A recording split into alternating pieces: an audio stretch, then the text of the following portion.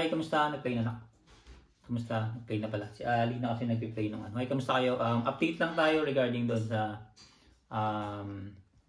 about dito sa amin, sa family namin, about sa Abi, come here. About sa mga anak ko, sa mga pumapasok sila sa school, si Alina, yung aking asawa din. Say hi sa vlog natin, ano. Hi. Ano natutunan mo sa school? Yan. Si Alina, si Abi, saka si Rap is nag-i-start na silang pumasok. And then, syempre, meron silang nakukuhang child allowance, sa tawag siguro dito yan. Child allowance. And then, si Abi, dun siya sa 5 ako, kahit dahil maliit pa siya. And then, yung aking asawa is nag-start na din siya mag-school ng kanyang Finnish language. Diyan lang naman malapit sa Komotok, Petayan Maki lang ata yun. Doon lang sila malapit kung saan siya nakatira. Kaya yun, wala na nang naiwan sa bahay. And then, pasok ako sa umaga, pasok ako sa gabi. At ayun na nga guys, update na namin kayo doon sa family ties issue dito ngayon sa Finland. Ano na bang nangyayari namin? Ano ba ang mga balita rito? Ano ba yung mga update regarding sa pagkuha ng pamilya rito? Mahirap ba? Kaya ba? At ang pinaka ano ngayon is ang pinaka struggle o kaya yung mga nagkakaroon ngayon ng konti lang naman, konting parang paghihigpit. Kumbaga, kasi sa Yale News, kung mapapansin nyo, yan, mapapansin nyo dyan sa Yale News, isang news agency yan dito sa Finland, which is, ano yan, accurate siya sa pagbabalita. Yung Migri ay magkataas na sila, o kaya mag-i-increase na sila ng approximately income para ma-reunite, or kaya makuha nyo yung pamilya nyo sa abroad or sa Pilipinas. Ayan po, i-play ko na lang po yung sa Migri.fi. Ayan po, start by November 1, magtataas na po sila ng income. Kailangan po makuha nyo po yung income na hinihingi po ng Migri para po makuha nyo yung pamilya nyo. Kaya po, sa lahat po ng gusto na kunin yung inyong pamilya, mas maganda po kung meron na po kayong sapat na pera, meron na po kayong alam nyo pong sakto na po yung budget ninyo para makuha nyo po yung inyong pamilya, is kunin nyo na po bago po mag-November 1, kasi po tataas na nga po yung kanilang hinahanap na approximately income dito sa Finland. Okay ba? Kumbaga, yung income na yon, siya yung proof na kaya nyong i-sustain or kaya kaya nyong buhayin yung inyong dadaling pamilya dito sa Finland. At kung hindi naman po kaya ng inyong sinasahod, meron naman po sila dyan na mga requirements na pwede nyo pong i-apply. Tulad po naman kung meron po kayong ipon or kaya meron po kayong bank account or local account dyan sa Pilipinas, which is 6 months before bago kayo mag-apply ng visa, pwede nyo po yung i-present. Or kaya kung meron po kayong negosyo dyan sa Pilipinas, kumbaga ang sinasabi po nila dyan is yung proof of income. Kumbaga kung ano po yung mga income na pwede nyo i-present sa kanila para po makita nila na kaya nyo pong i-sustain, o kaya yun nga po, kaya nyo pong buhayin yung pamilya dito sa Finland, which is kahit na po maliit lang yung sinasahod nyo rito. Kaya nga po, naghahanap sila ng proof sa inyo, sa mga gustong mag-apply ng kung meron kayong negosyo sa Pilipinas, pwede nyo ipasa yun. Kung meron kayong mga dokumento, meron kayong ipon dyan sa Pilipinas, meron kayong local account dyan sa Pilipinas, pwede nyo po yung i-add sa inyong dokumento para po may mapatunayan na kaya nyo nga pong buhayin at kaya nyo pong dalhin nyo dito yung inyong pamilya sa Finland. Kaya po, sa iba po na gusto pong dalhin na yung pamilya, bring nyo na po yung pamilya nyo dito hanggang sa hindi po sila nag-iipit. Kasi sa totoo lang po, nag-iipit na po ang Finland. At saka, pangalawa, yung kanilang tax, nag-iipit na sila ngayon sa tax. Kung mapapansin din natin dito sa news is Finland raised baseline value added tax rate for 1.5%.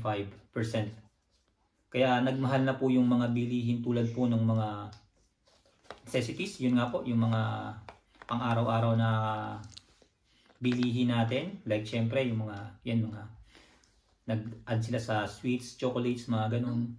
And then yung mga bilihin din, mga ating mga sa transportation, nagmahal na rin sila, yun nga po. Halos lahat po dito nagmahal sila ng mga bilihin. Nagmahal sila sa mga pagkain, yan nga, mga ito especially sa mga consumer goods, services, clothes, detergent, electricity, sa lahat po na mga ano dito. And then yan nga yung transport yung mga gas nila dito, yung mga yan, mga crudo. Nagmahal po sila dito ng 1.5% almost. Kaya sa lahat po ng mga gustong dalhin yung pamilya nyo rito, dalhin nyo na po dito. And then sa lahat din po na nag-message sa akin, pasensya na po kayo kung late na po tayo makapag-response dahil po busy tayo sa trabaho. And then the same time nagkaroon tayo ng sakit kaya yun, bumili tayo ng pang-BP. Nagkaroon ako ng sakit dito, yun nga yung hypertension sa bata akong edad. Siguro din sa dami rin ng trabaho, saka siyempre sa pagod ko din siguro. Yun nga yung sinasabi ko way back doon sa ating video nung last year. Yun nga, sabi ko darating yung panahon siguro gaganti sa atin yung katawan natin. Kaya yun na yun, nung nakukuha kong sakit, yun, yung hypertension, and then yung naging acidic na ako. Kaya nga ilang linggo rin tayong hindi nakapag-vlog, ilang linggo rin tayong hindi nakapag-update, especially doon sa ating Facebook page. Sa mga nagme-message sa akin doon, pasensya na kayo, hindi daw tayo makapag-vlog doon muna, hindi tayo makapag-upload dahil meron tayong konting sakit lang, hindi naman ano. Kaya wala muna tayong beer ngayon. Iwas muna tayo sa alak, and then sa mga kinakain. Kaya yun, balik tayo doon sa lahat ng nagtatanong sa ating family ties.